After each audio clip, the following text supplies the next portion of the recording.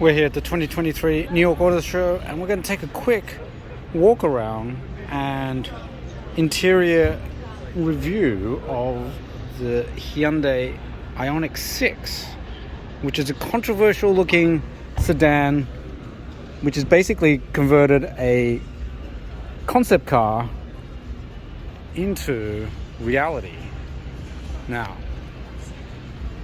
normally these are flush fitting door handles, but they're popped out here so that people here at the show can open the doors and get access to the interior. I love these door panels.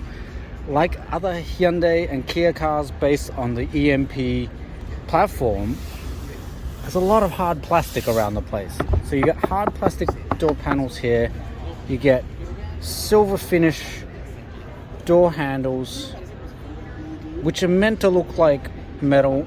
They don't really look like metal. They've got this finish here, which you hit at the wrong angle kind of hurts. It looks fantastic. I love the rib finish and the soft black backlighting here and the gap here. It's a wonderful design, but the choice of the materials, they do feel like high quality plastics. This is not like what you would find in a Hyundai Accent, but you'd expect something a little bit softer and just nicer feeling. Now, the interior, or the dashboard specifically, again, wonderful design. I love the wings up here. The textured finish on this, although it's hard, the texturing is really lovely. Again, plastic masquerading as metal. This is the type of stuff you would have seen in a Toyota maybe 15-20 years ago. It's not particularly edifying. See, I love the finish here again. This is completely smooth to the touch. So the ribbed look is actually underneath and there's a clear layer on top. Now you've got capacitive controls here, so they're not real buttons for the lower part of the climate control, but the I guess for the media system here you have real buttons, a knob button for the volume, engine stop start, but for climate control you have to look away from the road to actually touch these buttons, which is less than ideal. Again, wonderful finishing here for what is plastic. Now, interestingly, because we have this gappy design for the armrest on the doors, the window switches are here in the center console. Same with the door locking mechanism. And this is the gear shifter. It's a thick one on the side of the steering column. 2-spoke steering wheel. No Hyundai logo here. Not sure how I feel about this. Again, it's plastic. It's all silvery plastic. The screens look fantastic.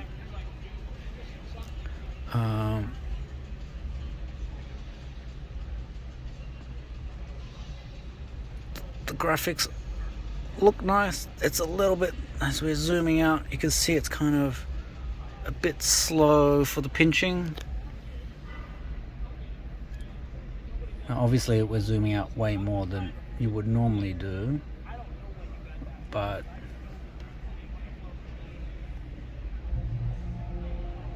alright, and then we can turn that off. Go to the menu, we can have a look around. So this is for all of the nav stuff. Map. In 0.3 miles, keep left onto I-495 east. It's all a little bit confusing at first glance, but it's split screen, which is nice. So even if you're using the media controls, you still get a look at the the navigation display. Obviously this is for the instrumentation. It's not working right now because the car is in show mode. There's a scalloped section to the door armrest for the Bose sound system. Gives you a little bit more knee room there. Now I've been banging on a bit about the hard plastic surfaces. They are very nice, I have to say, for what is hard plastic. Let us know in the comment section below whether this is an issue for you, whether you dislike hard plastic on what is still quite an expensive car, or whether it's not that much of a design issue if it's done nicely, which it is here. There's also a Qi wireless charging surface here for your smartphone. Aero slats here on the wing mirrors. Now you have more controls here. The e-brake is oddly positioned there instead of in the center, which I guess is not a bad decision to make considering your window controls are here and you wouldn't want to be like trying to just idly fiddle with the windows and accidentally activate the parking brake. Far less likely to do it here, but there's still other switches around here.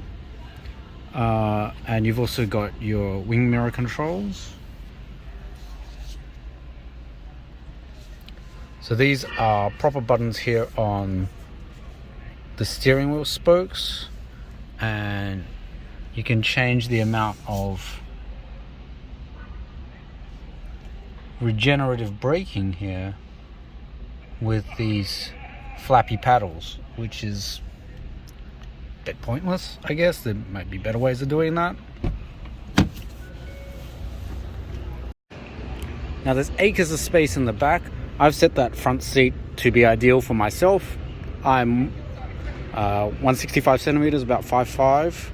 So if I sit in here, now admittedly this is a sedan, so I'm sitting lower than I normally would, knees up a little bit, but plenty of leg room here, plenty of space, same kind of design, same hard plastics here.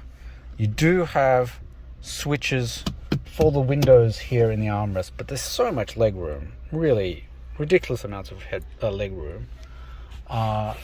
It's a sloping roof to fit with that design.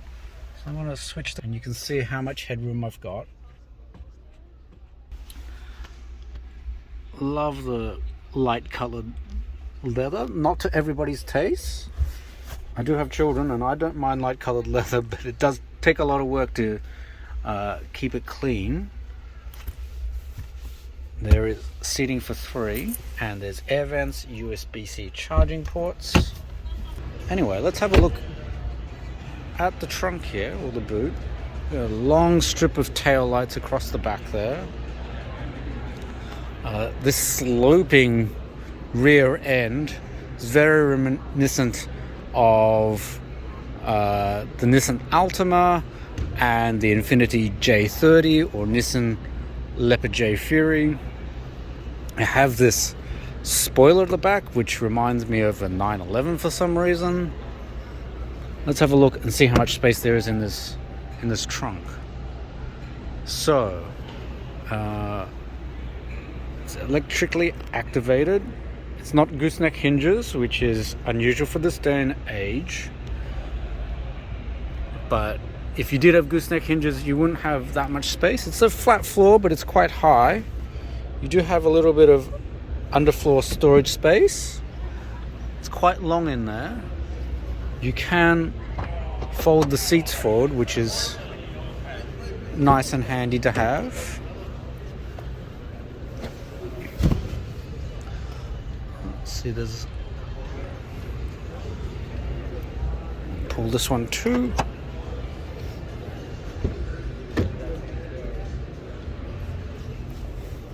And you can see how much space there is there.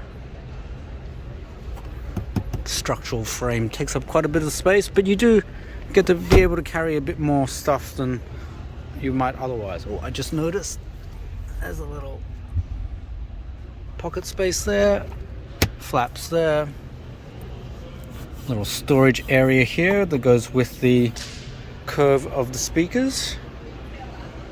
And because it's electronically operated, you have to press a button. Let's put this back.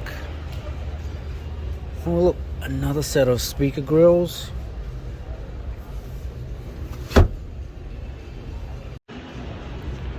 Now, because this is based on the EGMP electric vehicle architecture, there's a flat floor. They still choose to keep a center tunnel-like thing here, but you get storage space underneath, which is kind of nice. It is rubberized down here. Hard plastic back here, but it's a rubber texture down here, so things don't slip and slide too much, and if they do, they don't make too much noise. There is no rubberized finish along the sides though, so if the objects here are a little bit big, they may bang and start rattling a little bit. Let's have a look in the storage bin. It's lined at the bottom but not at the sides. Get 2 USB ports there. Do get metal pedals. And there you have it. This is the Hyundai Ioniq 6. Quite frankly, one of the most astonishing designs that's come out from a car company, and whether you like it or love it, Hyundai is really pushing the game on in terms of design.